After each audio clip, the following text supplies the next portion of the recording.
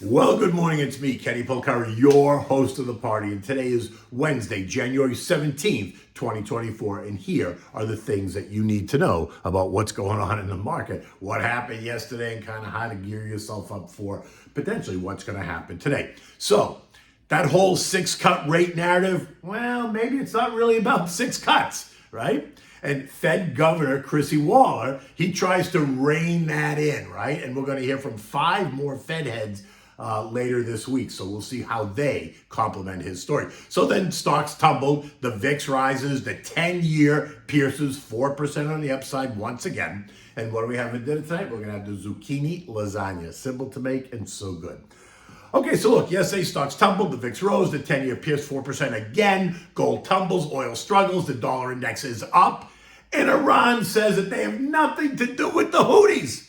Really? This is in response to a new wave of attacks carried out by the Houthis against the US and UK targets. And I guess that means that Iran has no relationship with Hamas as well. I mean, it's almost comical that they could even say it, right?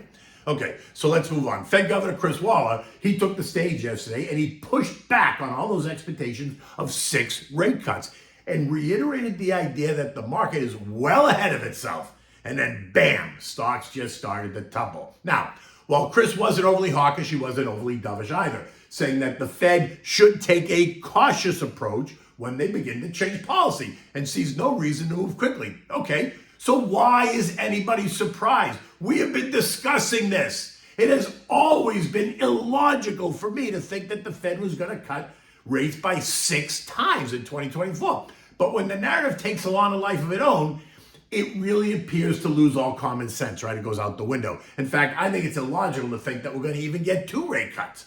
Unemployment is at historic lows at 3.7%. Wages are now growing at supposedly 4%. Inflation is still well ahead of the target. So remind me again, why is the Fed supposed to cut rates cut rates 6 times this year? Makes no sense. And then, in usual Fed fashion, we heard from one of the favorite mouthpieces, Goldman Sachs. And they came out and they said, and I quote, comments by Governor Waller today raise the risk that the first rate cut could come later than our forecast of March, and that the pace of cuts could then be quarterly from the outset, rather than our forecast of 3 initial consecutive cuts followed by a switch to quarterly. All we need now is a follow-up story by Deep Throat Nikki T of the Wall Street Journal. If Nikki comes up with the same story, then it's all but done. Now, at the end of the day, stocks ended lower. The Dow gave up 230 points. The S&P was down 18. The equal-weighted S&P lost 43. The NASDAQ down 28. The Russell gave up 24, while the transports lost 128 points. And again, while stocks have been under pressure this year, it is by no means a fire sale. The Dow, the S&P, and the NASDAQ are down less than 1%. The Russell's off 5%. The transports are down 3.5%. Far from being a fire sale. A look at the 11 S&P sectors reveals some weakness in basic materials, right? Down 3.6% so far this year. Energy down 3.5%. Consumer discretionary down 2.7%. Industrials down 2.6%. Real estate is off 1.5%. Utilities off 1.5%. Financials are flat. Tech is up just 0.1%. Consumer staples are up 0.5%. Communications up 1% and healthcare, an underperformer last year, is up 2.25%. Now, Waller is the first of 5 Fed heads that are due to speak this week, so pay attention. Roger Ferguson, who's a former vice chair of the Fed, came out this morning, and he supported Waller, right, suggesting that we could see 2 or 3 cuts, but he added that he thinks there's a possibility that there are no rate cuts this year, which is very different from the 6-cut narrative that the market is pricing in. Later in the week, we're going to hear from New York Fed President Johnny Williams. We're going to hear from Atlanta Fed President Rafi Bostic and San Fran's Mary Daly. So we'll see what they all have to say on either support or not. Markets are now pricing at a 65% chance of the March rate cut. That's down from 80% last week. And Ferguson expects that the March rate cut story is going to fade anyway. And while he did not put a date on a possible cut, keep in mind that it is an election year. The Fed is not supposed to move on rates in either direction in the 6 months prior to the vote for fear of being seen as political. So when exactly would these cuts happen? I mean, think about it. There is no opportunity to cut rates 6 times. But I guess they could cut rates by 1 full percentage point in May, which is effectively 4 25 basis point cuts, and then let it go. But how do you think that's going to work? I don't think so. In any event, bond prices tumbled and yields rose. This morning, the 10 years yielding 4.05%, the 2 years yielding 4.28%, the short duration 3 and 6 month bills are yielding 5.14 and 4.96 respectively. And if rates are expected to stay higher for longer, then I would expect nervous investors maybe to bail on stocks and to move into treasuries. The VIX is now up 19% since last week, right? It closed at 1456 last night, which should also not be a surprise, right? We discussed this as well. The VIX ETF gained 3.3% yesterday alone, right?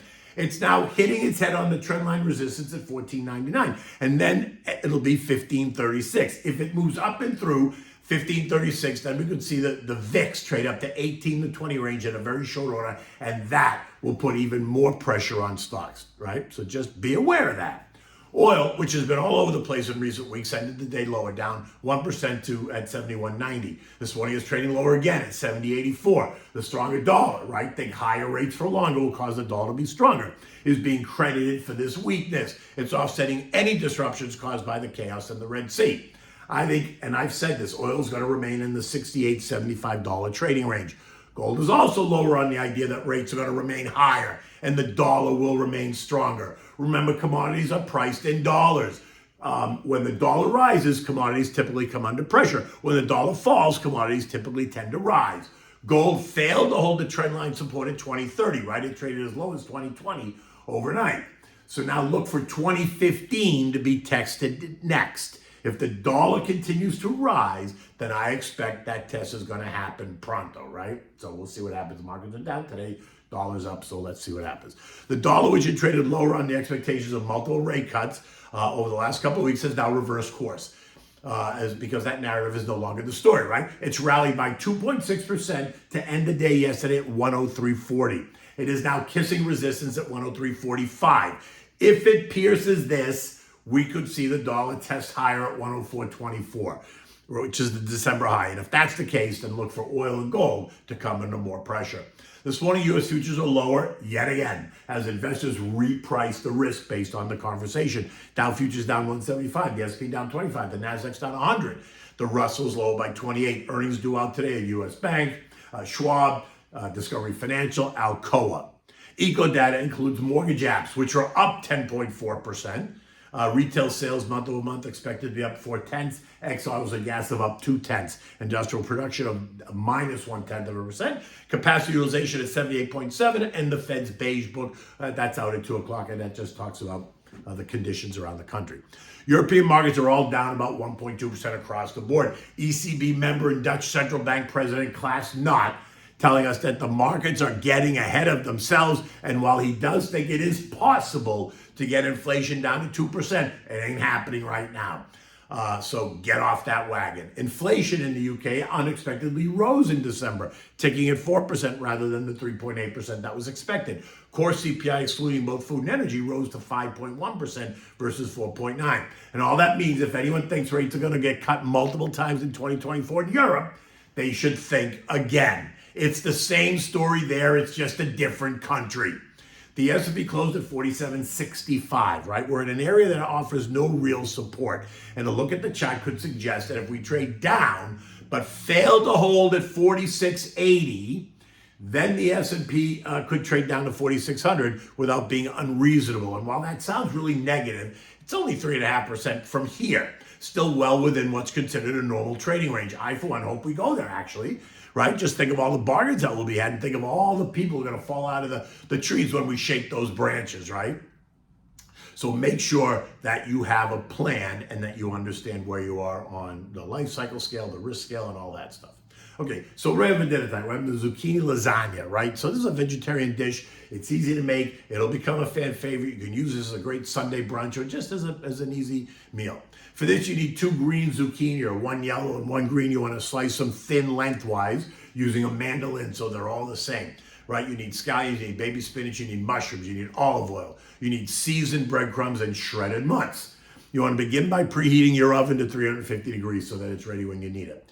In a saute pan, you're going to add in the chopped scallions and let those saute a minute, and then you're going to add in the spinach and saute it until it wilts down. Season it with salt and pepper, remove it, set it in a dish, just remove it and set it aside. Then take the sliced mushrooms, put those in the same pan, saute those around. They'll make their water, let the water evaporate, season with salt and pepper, then mix those with the spinach and the scallions. Set that aside. Now, using a loaf pan, like a Pyrex loaf pan, line it with parchment paper so the parchment paper is sticking out, right? And then dredge each one of the sliced zucchini in that seasoned breadcrumbs, making sure that you season the breadcrumbs with salt and pepper and plenty of fresh grated Parmigiana cheese, right? And now you just build a lasagna. You put one layer of zucchini on the bottom of the pan, then add in a layer of the spinach and mushrooms, top it with shredded mutts, then put another layer of the zucchini, another layer of the spinach and mushrooms, another layer of the mutts, and then finally a third layer of the zucchini, and then the whole thing. Top it, end it with the shredded mutts on top, drizzle it with a bit of olive oil, and place it in the oven and cook it until it's nice and golden brown. Maybe it's 30 minutes, 30 to 40 minutes. You know your oven, you have to check your own oven, right? When you're serving, you're going to lift it right out of the loaf pan with the parchment paper and then let it cool for a minute and then slice it. It's an easy dish. It's a quick meal. It's also a great Sunday brunch dish, right? If you're going to make a Sunday brunch, you're going to have, eggs and something else. This is a great Sunday brunch dish as well. So, in any event, look, let's hope the weather gets better today. It's been really lousy. I've got a cold. You can hear it in my voice. But I'm hoping that the sun finally comes out. It's been raining here for weeks. Which is a little bit odd, I think. It's not really normally how it is, but in any event, until tomorrow, take good care.